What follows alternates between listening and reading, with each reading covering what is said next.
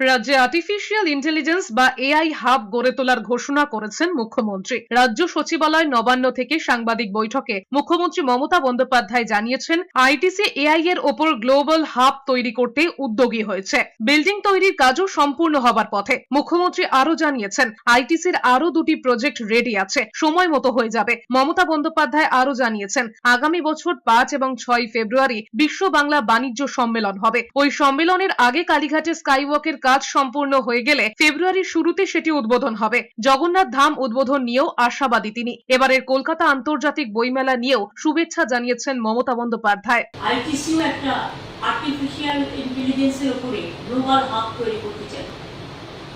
ওদের বিল্ডিং প্রায় কমপ্লিট হয়ে গেছে। আমি সময় করতে পারলে বলে দেবো, এক্ষুনি বলছি না। আইটিসি তাছাড়াও আরো 2টো প্রজেক্ট রেডি আছে,